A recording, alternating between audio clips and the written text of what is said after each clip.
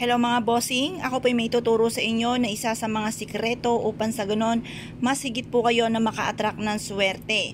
Lalo-lalo na kung ikaw ay negosyante, ikaw po ay mananaya, basta kapag ikaw ay aalis ng inyong tahanan, ito po yung dapat meron kayong dalahin na ganito. Dahil ito po ay isa sa mga subok na napakaswerte. Ngayon po mga bossing, sa pamamagitan nitong ating 20 pesos na may rose gold mga bossing, ang ibig sabihin po niyan, mabilis sa solusyon sa problema. Yung silver ay nagtataboy ng mga kamalasan. Ito po, kung ikaw po ay isa sa mga mananaya, aba ay maglagay-lagay ka ng ganito sa inyong pong bulsa at mag-wish ka, banggitin ang inyong numero na tinatayaan palagi. At ito namang ati pong bawang, kailangan laging fresh po siya para lagi kayong maswerte. Kasi once na ito yun na, ito po instead na kaswertehan, maaaring panay kamalasan, panay mga pagsubok ang inyong pagdadaanan at hindi ka mananalo ng malaking halagang pera. Kaya dapat meron kang ganito. Kung kayo po ay naniniwala at nais nyo pong gawin po ito, ang proseso po nito ay ganito. Kayo po ay kumuha ng 20 pesos, hugasan nyo muna ito sa tubig. Pag ito po ay nahugasan nyo na, ibilad nyo muna sa sinag ng araw. Pagkatapos niyan, kumuha ka mga bossing ko ng isang butil ng ating bawang. At pagkatapos po niyan, harap ka sa may silangan.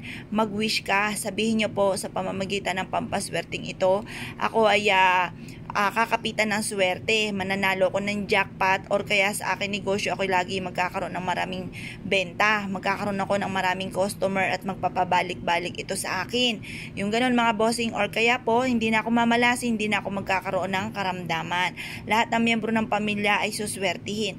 Pwedeng lahat ng miyembro ng pamilya ay gumawa ng ganito. Basta kailangan naniniwala kayo sa mga ganitong mga pamamaraan para gumana ang ating law of attraction. Kasi once na hindi ka naniniwala kung ano mga iniisip ninyo, hindi rin po tatalab ang mga wini-wish po ninyo. Para gumana ang ating law of attraction, kailangan naniniwala ka sa mga ganitong mga pamamaraan mga bossing.